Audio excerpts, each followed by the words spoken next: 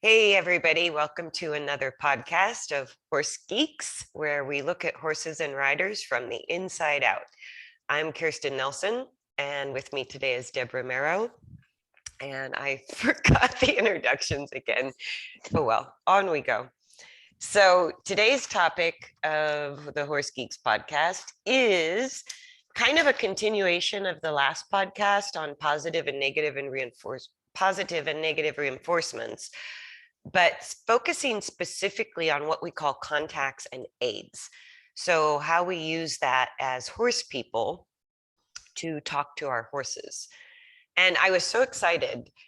We got 2 comments on the YouTube channel, which is like huge for us. Yay. So obviously last week's podcast was engaging. Because we rarely get comments. You guys are welcome to comment. Like, yes, please do. We'd love comments and feedback on if you like the podcast or any topics that you especially like or would like to hear about. So with 2 comments, I went, ooh, okay, hot topic. And and so talking about contacts and aids, it is how we have a conversation with our horse without words. It's the nonverbal form of communication that we all use all the time as riders. So how would you describe, or what's your understanding of contacts and aids, Deb? Boy, that's a tough one. I think we totally immerse them together. We really don't separate what is a contact and what is an aid. Yes. That's interesting because I don't think anybody besides you we've ever separated that before.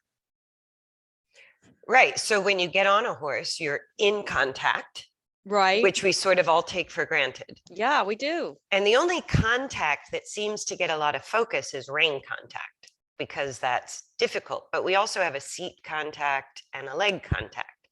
So as soon as we're in the saddle, we have contact.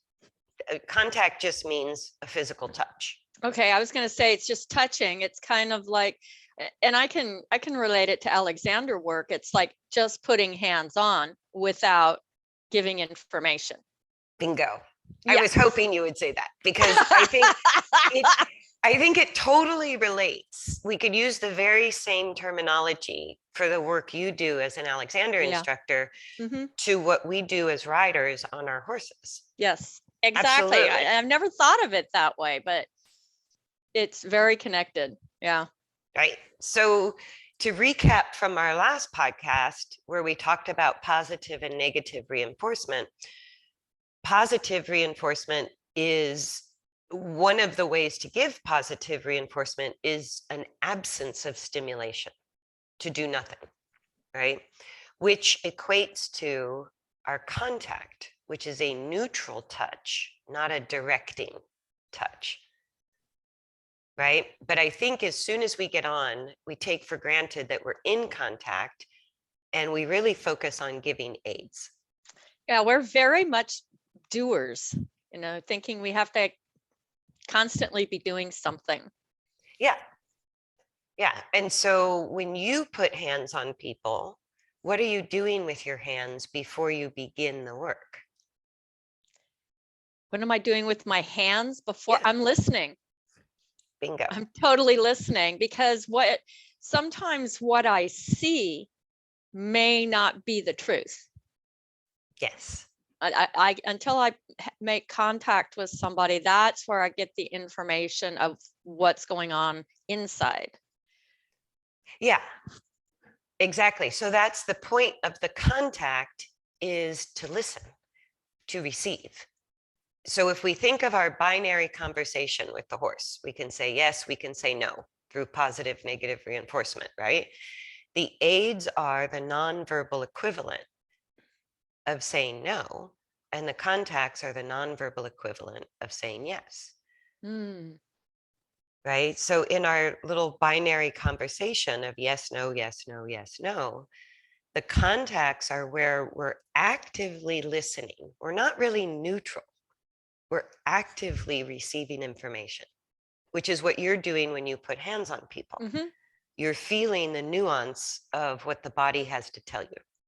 Yeah. Right. And it's almost it you can even think of it down to even an energetic level. Absolutely. Energy has everything to do with it.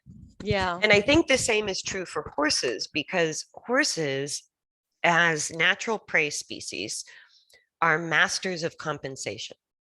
So a deviation in the movement of a horse would attract the eye of a predator. And humans are natural predators.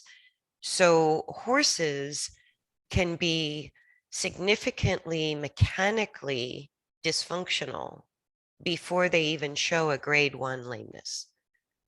They can mask deviations of movement, they can mask pain, they can be really dysfunctional and appear to our eyes to move normally. But as soon as we're in contact with our seat, our legs, maybe our reins, our seat and legs tell us the most about good function versus poor function immediately. We just call it a really nice horse to ride or a terrible horse. Like, we don't always have a name for it, but Right. when the horse is out of balance, they have what we call a bad trot, a bouncy trot, or they have no steering, or they're pushy, or they are resistant, or they're naughty, or they're heavy, or they're hyperreactive. Those are all the descriptions we use for dysfunctional use of the horse's body. And even if the horse looks pretty in the video, we go and ride the horse knowing that there could be a huge difference between what we see and what we feel. Yes. Yeah, and that's exactly what you're describing, is that our eye can see so much, but our sense of touch actually is so fascinating, because we can download vast amounts of information more rapidly than we can converse or speak. We can receive and give information through the sense of touch in vast amounts at the same time. And I think that's an important point you bring up, that it's not just the hands. We really need to be in our contact with our seat, legs, and even, your sit bones. What are they doing? Where are they being put Right. physically? I Right. don't know if we think about it at that level. We get so into contact only being with our hands that we kind of tune out. Well, how does my contact of my body on the horse affect the conversation? Exactly. Exactly. And I've seen so many riders who will be really heavy in their seat or really strong with their legs, but they won't want to touch they won't want to touch the reins. They don't want to be mean to the horse's mouth. And I go, you're already creating a boatload of pressure on their back, or you're clamping on their sides, where if we go back to the Umwelt research paper, that's where they're the most sensitive, is right under our seat and leg. That's where they have the highest skin sensitivity.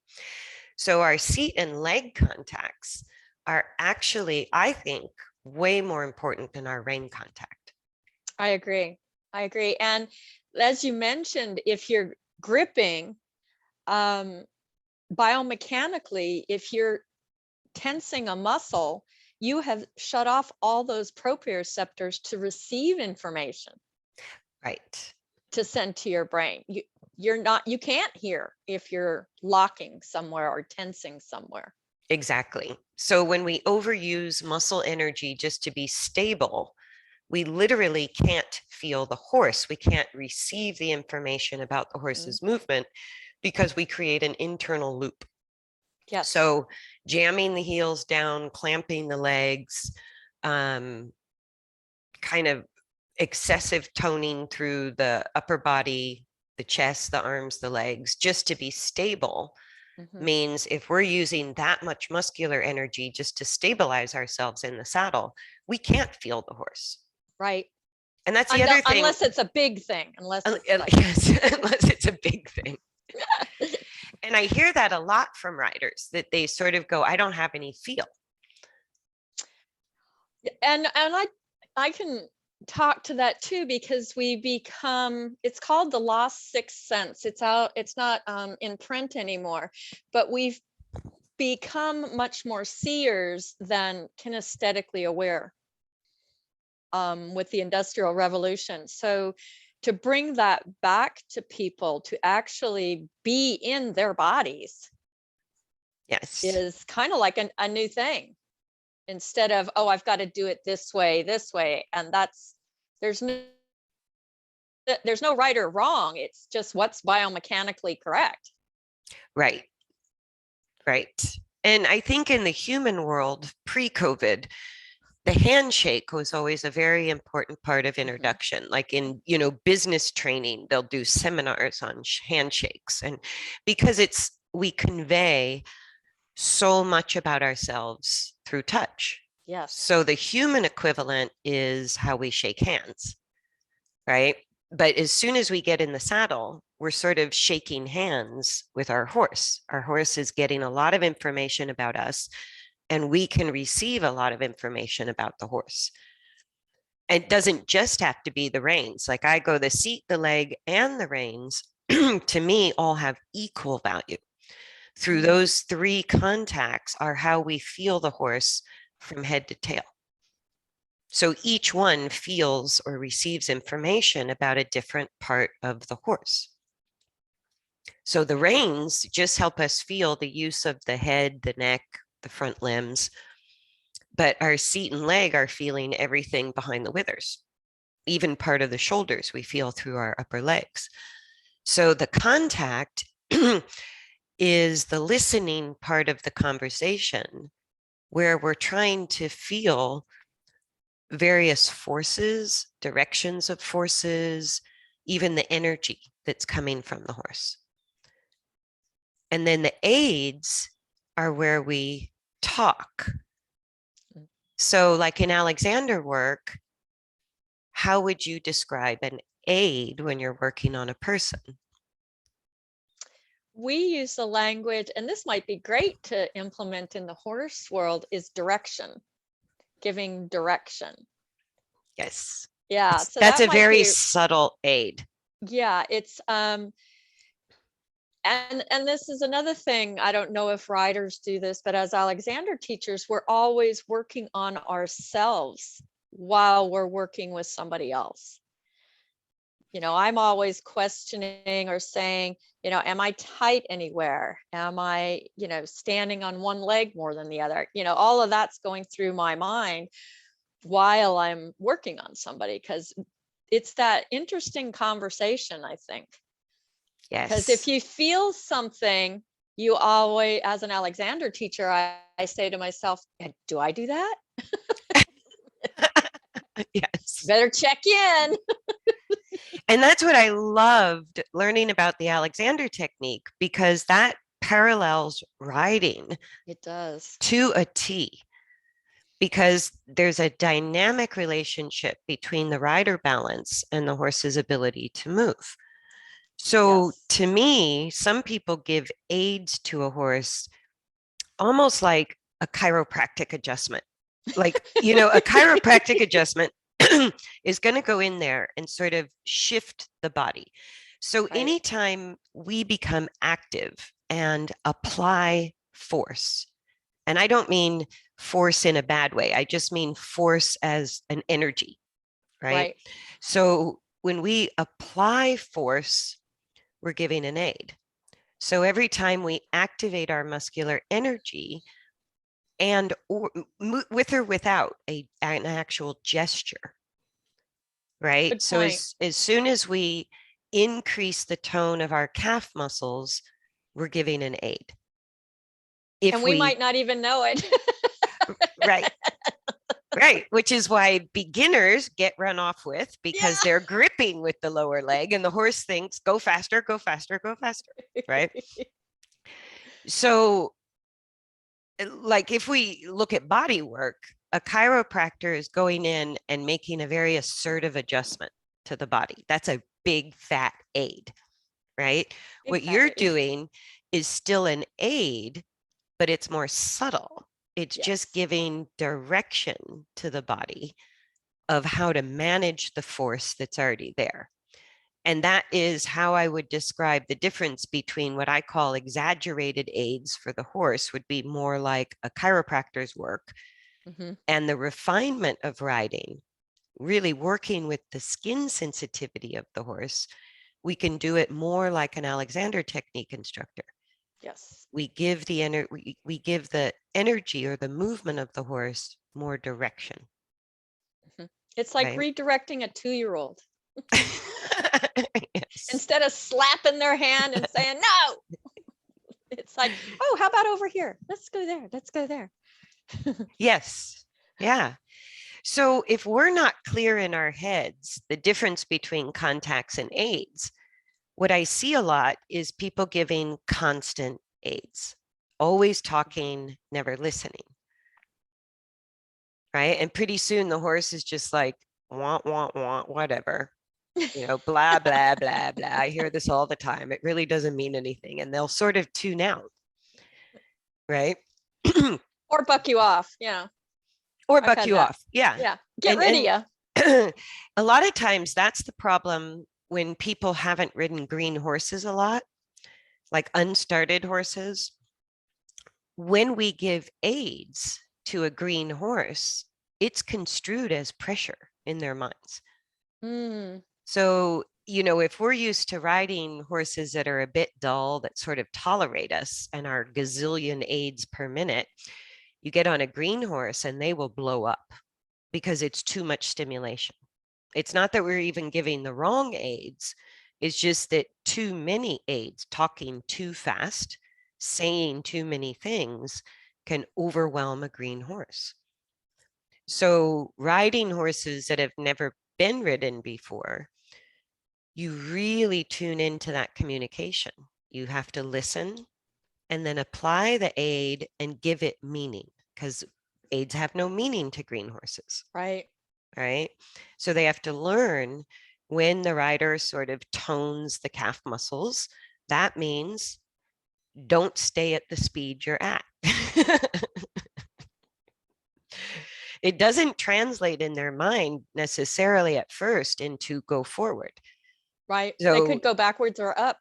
They could go backwards, sideways. Up. So even on a green horse, if I apply the leg aid and they go backwards, I have to release the leg aid and say, good, you changed something. Right? Where someone who is inexperienced with green horses might go, ooh, wrong direction, and try to correct it. And then the green horse blows up. Yes. Yeah. So really thinking about our conversation with a horse. Our conversation has to involve listening and talking. So when we activate muscles in our body, we generate force. Each time we generate force, it becomes a word. Ooh, how many aids are we really giving that we don't even know we're giving? Exactly. Right? So so constant aids, and one of the most prevalent thoughts, especially in upper level riding, is that we balance the horse or put the horse together in collection through our aids, which makes us think that the aids create balance. But the aids can only say no. Excuse me. They can't say yes. Yeah. It brings to mind that we think we need to put the horse together, that we know more about putting them together than they do. Yeah, that's the big assumption. That is the big assumption. Where we can have, of course, in our more complex brains, we can have theoretical ideals that the horse isn't capable of having. And we can imagine better movement that the horse can't imagine. So there's a little bit of becoming the managing partner in the relationship because we can understand the theoretical ideal better. But the one who does the work is the horse. Exactly. So to get from where they are to the theoretical ideal, on that journey, if we imagine we only have the capacity to say yes or no, we have to guide them into a discovery of the theoretical ideal, which is unique to each horse. And we have no idea how they're going to do it or how they're going to figure that out. But they know, because the better the movement gets, the more balanced they become, the better it feels. And that's what we're really relying on. We're really relying on each step towards a better use feels better, even if at first it's a little unfamiliar, a little unstable, a little unfamiliar, which I think is very similar to your work. Yeah, it's we all have those habits of movement. And as an Alexander teacher, when you're going in, and I like to think of it as asking a question instead of giving an answer. It's, well, could you think about this instead of, I instead of saying you need to do it this way, it's like, is this something you could think about? And it really,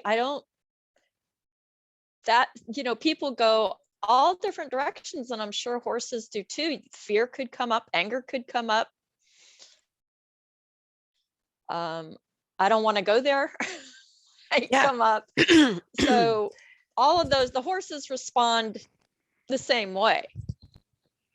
Absolutely. Yeah, so, and that sort of brings me to in nonverbal communication. So Nikola Tesla, who was a scientist, not the car, he's famous for saying everything is energy, frequency, and vibration. That's one of his famous quotes. And when we take that and say, just thinking in simplistic terms, we can say yes or no, but we can do it with various energies, frequencies, and vibration. So even within that sort of binary conversation of having aids and contacts and yeses and nos, energy, frequency, and vibration suddenly expand that conversation tremendously, right? So we can say with our leg aid, we can think in our minds, go forward, you dumb horse, right? And that's translated into our aid. Or we could say with the very same leg aid, we could have the energy, frequency, and vibration of saying, could you no longer stay at halt? Could you no longer move this slow? Could you add more energy? Right? So we can take the leg aid, which essentially is, because it's a negative reinforcement, which means it's interrupting or redirecting what is currently happening. That's how negative reinforcement works. So every time we add muscular energy with or without a gesture, so our legs don't have to go in and out, we can just change the tone of our leg muscles to give a leg aid without the bones moving, right? The bones moving, our legs pumping in and out, is what I consider the sort of huge aid. That's like putting a big fat exclamation point on your whatever you're saying. I get the vision of a barrel racer in my head. Going down the home stretch. Yeah. I don't know if that makes them go any faster. I don't know. I don't see jockeys do it, so. That's true. They can't really move their legs. And if you think about movement in terms of direction of force, then what would direct the force to become more forward? Would it be banging on the barrel? I don't see how. I don't either. That generates more of a straight line of force or generates more forward. The way I would do it, and what I see in thoroughbred racing, is you're basically increasing the pushing force from the hindquarter and keeping the horse very straight through the axial skeleton so that all of the power generated by the hind legs is transferring straight, as straight as possible through the center of the body. That makes more sense to me as far as force and direction goes. Yeah, so it's the same with people. If you don't, the axial skeleton, the spine, if it's not functioning properly, then the arms and legs can't function properly. Right. And it sounds like that's the same with horses. You know, if you don't have the axial skeleton functioning properly, you're not going to get the speed or direction or timing or whatever you want. Well, and, you know, moving our legs outward and inward, to me, is talking about energy that's going left to right, which is Oh, no good one. longer forward, That's a good point. right? So if we bang left and right, or even if we use spurs, are we really directing the energy forward, or are we just sort of ping-ponging the energy side to side? That's a good point. And if we ping pong it side to side, I guess maybe that way you would sort of vibrate it forward. But it seems like there's a lot of dissipation of energy, or you're going to get more upward force That's what than I've seen. you're going to get forward.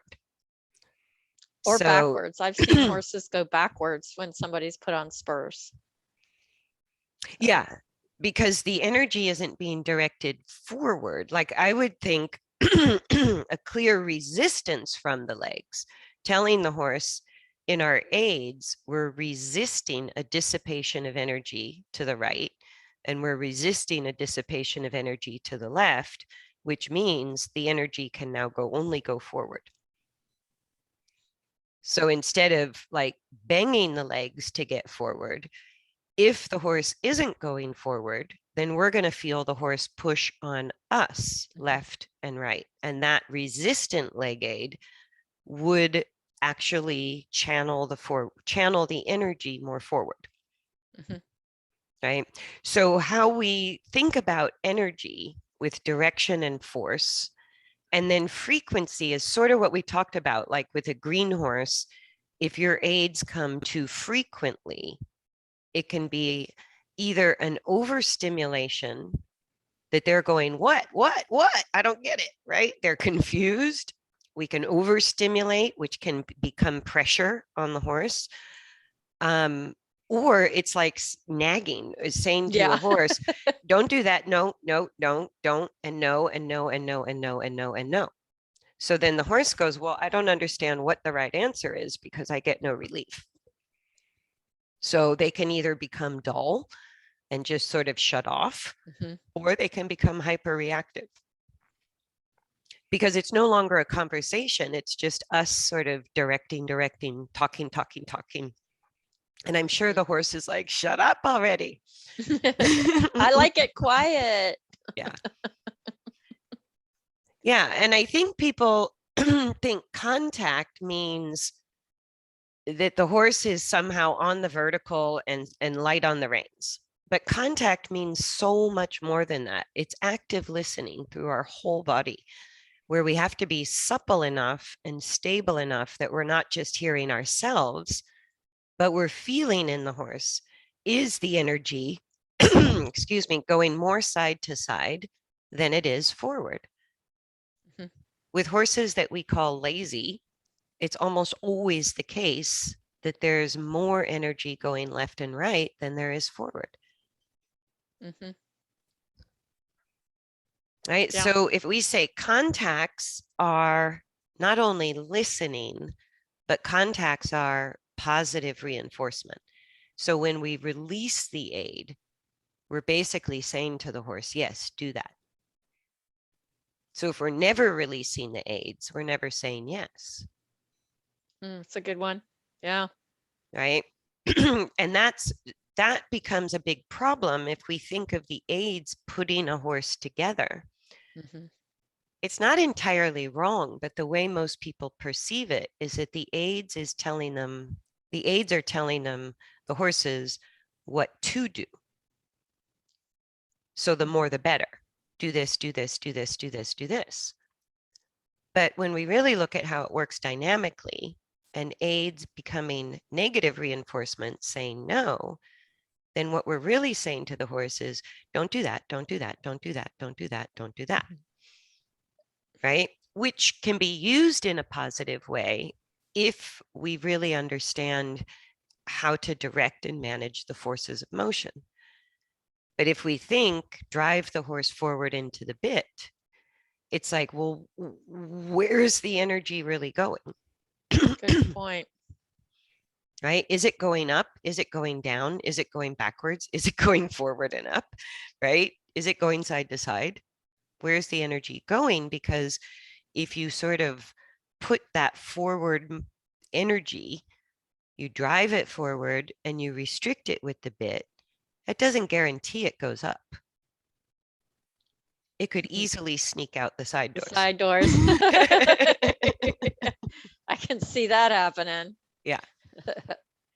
Yeah. So looking at energy, frequency, vibration is how we have really unique individual conversations with our horse, even if we're restricted to the vocabulary of yes and no. Mhm.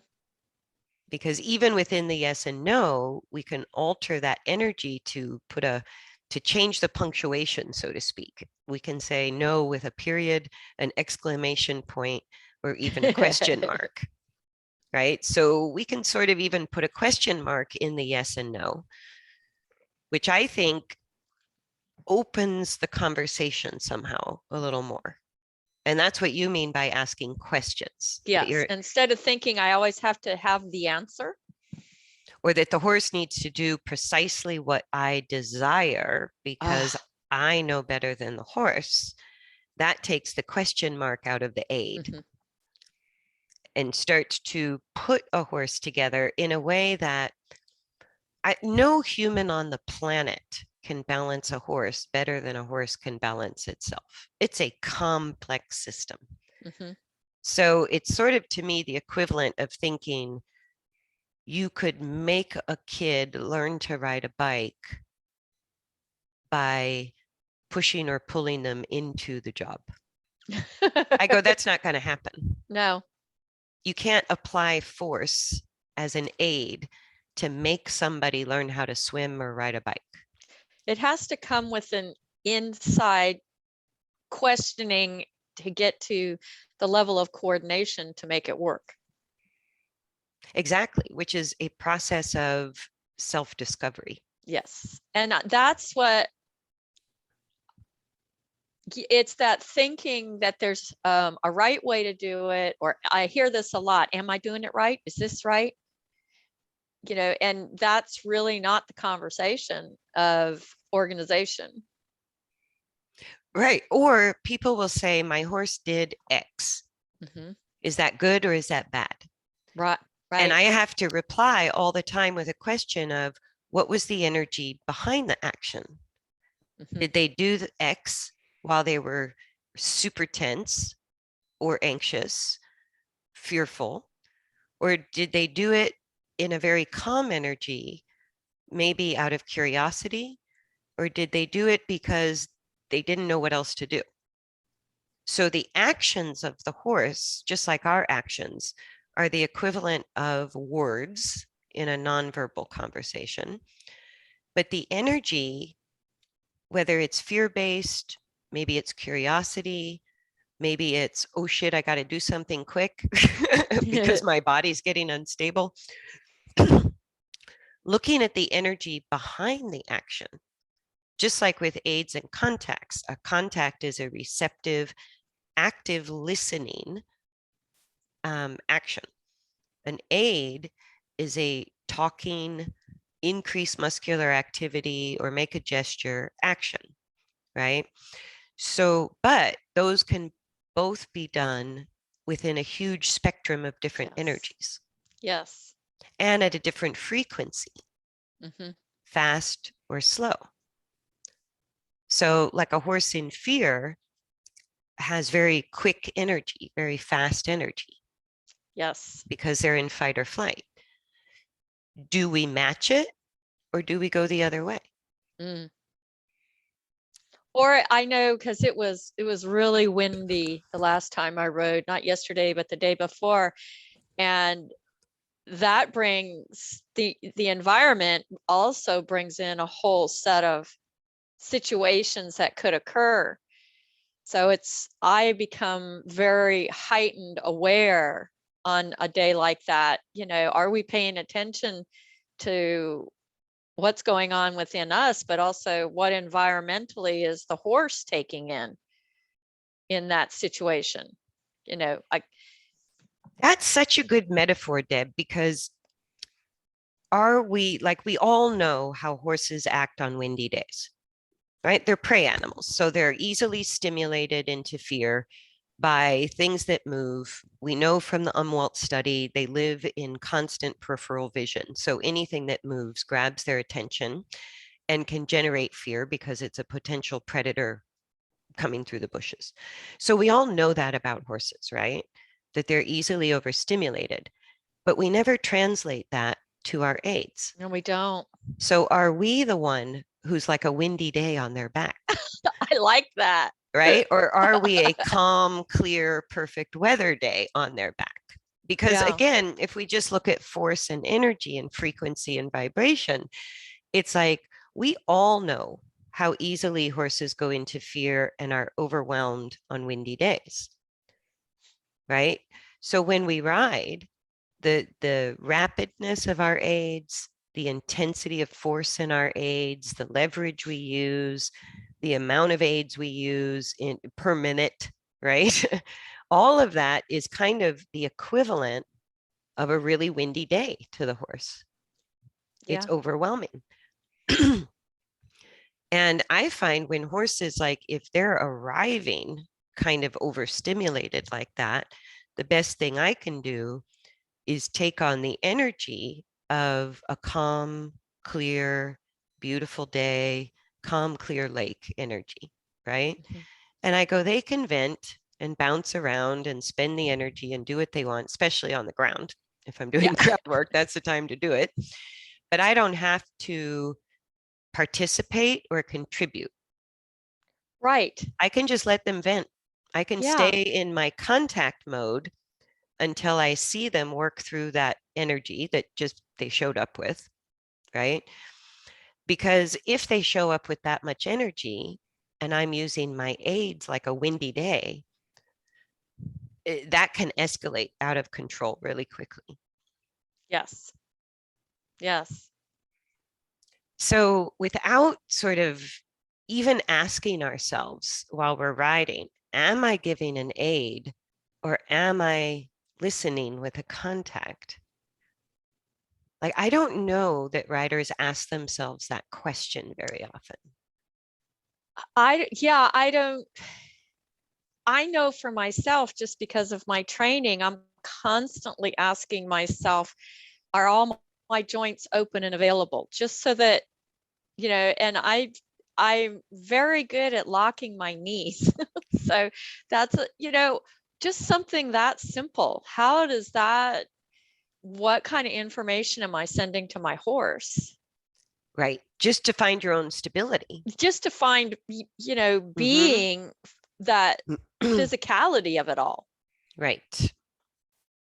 Yeah. Right. And if we think of contacts as receptive, it very much changes our muscle use when we're riding. So we need some activation of muscles so that we don't fall off and we do keep our balance. But anything excessive needs to go in order to allow our soft tissues to become receptive. So a contact is active but receiving. An aid is actively increasing forces in our body to give direction. Yeah. And I do want to touch particularly on rein contact, but thinking of our seat and leg, or really our seat, if you consider the seat, the whole axial skeleton, which is our whole torso up to from our seat bones to our head, we're gathering a lot of information through our seat, right? So when we listen, our muscles have to be active just enough so that we can maintain stability and not fall off. But they also have to be supple enough that we can receive through our soft tissue forces, directions of force, the energy of the horse. And you can really start to even feel what the horse is thinking, like they're talking to you. You get a lot of information through touch. But anything else you want to say on that? Because I want to move on to rein contact. Yeah, in the rein particular. contact's a big deal because I see total corruption in that. Well, and there's an inherent difficulty in rein contact because humans love to, our instinctual reaction if we become unstable or unsure is to grip, right? Even little babies, the first thing they do is grip the finger, right? So this gripping thing with our hands is a big deal for the humans. And the horse needs freedom in the head and neck to use the head and neck movement sometimes as a counterbalance for what's happening through the forelegs and the back. So if the horse sort of loses their balance, naturally they adjust their head and neck position as a stabilizing force. So when we restrict the use of the head and neck, they have to compensate with muscles that support the position of all four legs or the muscles that support the use of the back. And we love to restrict the head and neck because of our natural tendency to grasp and grip with our hands. Right? So what do you think an ideal rein contact or rein aid would be? Like, how would you, with the conversation we just had, how would you look at rein contact? Well, if we go back to what we originally said, contact is listening. Right. So are we listening with our arms, which to me, it's not, I like to think of that contact as directly relating to my axial skeleton, but that's how I think. Yeah, and I think the axial skeleton has to be where we come from. It's like the center of everything. The arms through the reins, like I look at reins as transmitters to and from, right? So a rein contact is where we are receiving information from the front end of the horse through the reins, through our arms, all the way back into our axial skeleton or central nervous system. So the reins have a dual purpose of receiving information or through the transmitters or giving information through the transmitters. So when we resist on the reins, if the horse falls forward and we don't give any more length of rein, we're resisting the fall forward, right? When we pull the reins or actively shorten our arms, we're generating a force that's like reverse in the car. We're generating a backwards force, right? Is that what we want to do? Right? So if we're asking the horse to go forward, but we're generating a backwards force at the front end, that can be a little confusing. Yes. Right? So the rein contact is tricky because the most mobile part of the horse is the head and neck, and humans love to grip with their hands. So learning a rein contact takes a little time for humans to learn to follow the natural movement of the head and neck and just have a clear transmission through the reins where we're receiving, is there more force on the right rein compared to the left rein? Right? Is the horse increasing or decreasing the force I'm feeling in my hands? That's a rein contact. I think it's very, like you said, that is the most difficult conversation is with the reins for the human to interpret what they're receiving. And the way I explained it a lot with riders is I go, you can use your hands to feel texture. Like the way we use the muscles of our hands, arm, or back, if we want to feel the texture of velvet, or when we pet a horse and we want to feel the hair, that's a Right. receptive use of our hands, arms, all the way into our central nervous system, right? So can we imagine that we're feeling through the reins in that same way? We can all do it. We can receive information through our hands, just like if we want to feel the texture of cloth, or when we pet our horses and we want to feel them. So that's what we put in our rein contact. When we just through the reins, we're feeling what's going on in the horse's front end. We're feeling changes in the back that are resulting. So if the horse's point of balance is really under the saddle in the middle of the four legs, that's the fulcrum of the body, or the fulcrum of the teeter-totter. What we're feeling through the reins is the edge of that teeter-totter, right? So it's subtle in the middle at the fulcrum, but it's more obvious at the very end of the teeter-totter. So we can feel very quickly when the horse starts to fall forward or fall a little left or a little right through a rein contact. That's to me, the value of the reins is you can feel the edge of the teeter-totter very clearly and very quickly. And our hands are sensitive, our fingertips are very sensitive. So we can use them to increase force, which would be an aid, to give direction, which would be an aid, to resist a direction we don't want, which would be an aid, right? Or to feel the texture of the movement, to feel the direction of forces, which would be a contact. And that's on any I rein like to length with any bit. I like to think of it as I like to think of my rein contact as like always trying on a new pair of shoes. That's a great way to think about it.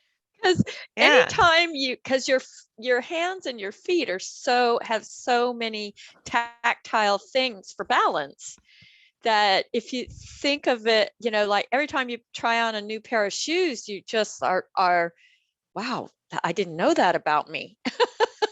Yeah. Well, and I'm sensitive to texture. Like I go, what you really pay for with super expensive riding breeches is the fabric. That fabric is unbelievable. Yeah, we played a game in Alexander School, which is a fun way to think of contact. Is we blindfolded each other and then had different objects and we put it in their hands just to see the change in somebody's face when you gave them something rough to, maybe like a kitten. You know what I'm saying? So it's that texture, even the texture of the reins, Or like at Halloween, the peeled grapes in the sauce, right? It's I mean, balls, right? if we are constantly giving aid or tensing with our hands, we can't hear the conversation or feel the texture, however you want to look at it. Right. Which is the purpose of contact. Right. Right. So when I say I have a rein contact, that does not mean in any way, shape, or form that the horse's head and neck is in a steady position. Right. I can have a contact on any rein length with a head that's constantly with a horse rooting, pulling, high-headed, low-headed, bending left and right. I can still have a contact if I kind of use my arms as part of the reins, finding my stability through my back, learning to sort of follow all that movement of the head and neck without influencing it. Right. Is tricky. Very. That's why a rein contact is tricky. And that takes me back to what you said about the axial skeleton. It's if our axial skeleton is not neutral, balanced, whatever language, I see a lot of riders actually balancing off their hands. Absolutely. Yeah. Or balancing off their feet. Yeah. So the core will be sort of undulating and moving but they're gripping with the arms and legs because the body has Exactly. to be stable somewhere. That's a good point. So So that's really, to me, that's the first thing that has to be looked at is, where are we balancing from when we ride? yeah, and by definition that we've been describing today, you can't have a rein contact if your axial skeleton and core are not stable. Exactly. Because if our center is not stable, there's no way that we can be receptive through our limbs. Exactly. We can only be receptive through the muscles of our limbs, our arms and legs, if our core center is stable over gravity. Over gravity. Yeah. Over gravity. Not necessarily the middle of the saddle, not necessarily perfect position on a horse.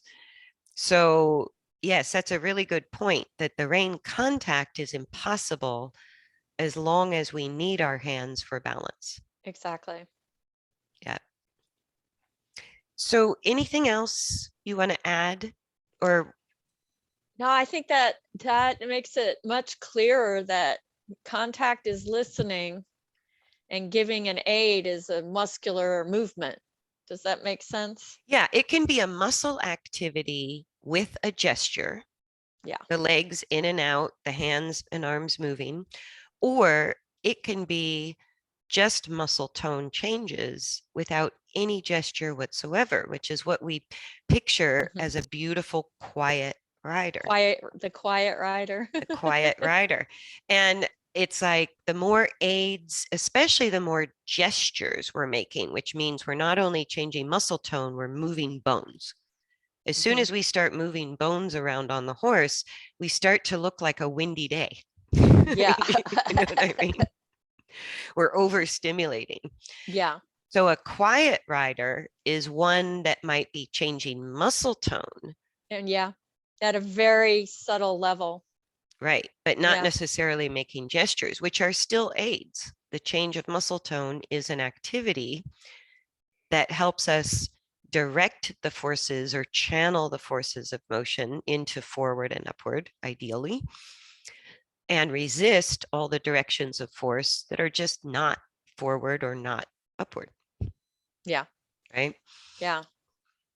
Ah, And that that's way it. it leaves room for the conversation, for the horse to explore something, and we can, you changing our frequency or our energy, politely say, no, I don't think so. Let's not do that. Or we can say, no, don't do that.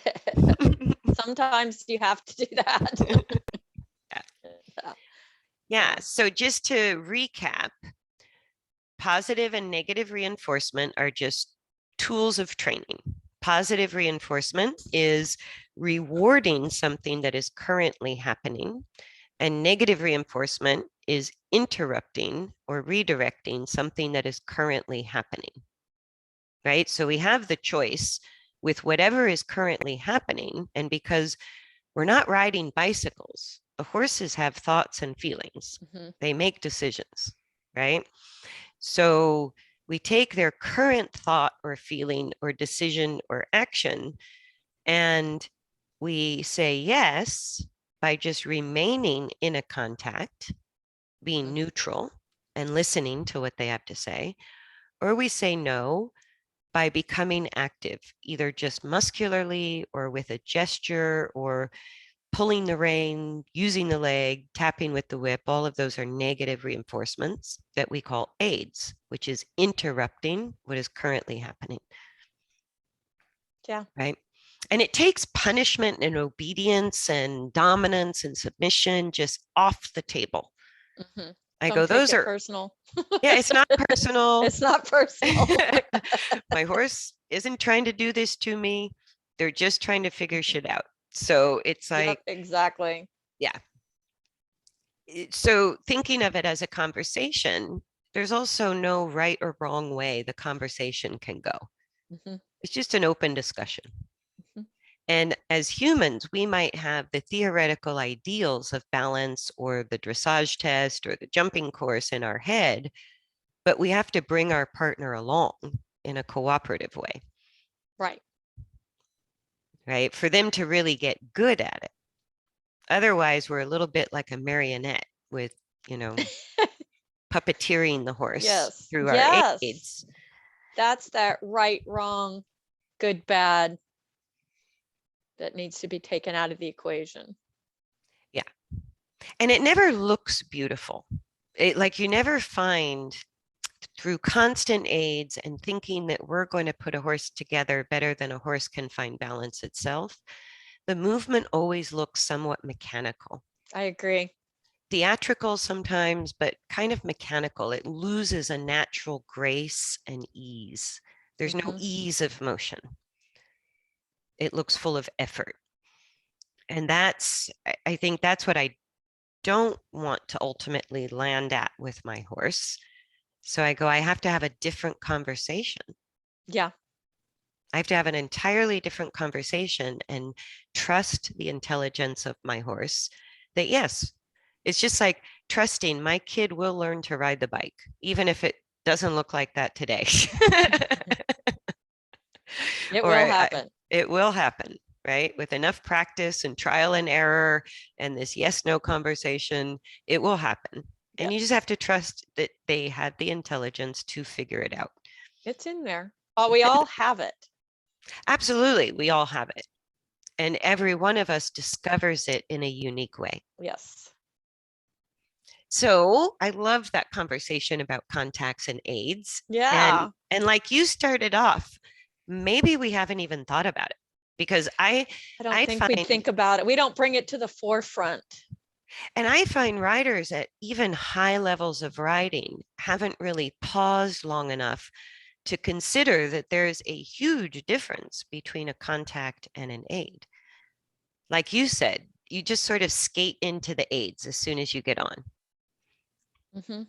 not really thinking about being in receptive mode or listening, or that there's a big difference between a contact and an aid, and that contacts and aids also apply not just to reins and bits or bitless bridles or curb bits or whatever bit you're using or whatever reins you're using. That's only 1/3 of our ability to communicate. We have the seat aid, which goes all the way up to the top of our head, seat bones to head. And we have our leg aids from the hip joint all the way down to our ankles and toes. Yeah. So mind-boggling if you I think know. about it. Yeah. But that's what's amazing.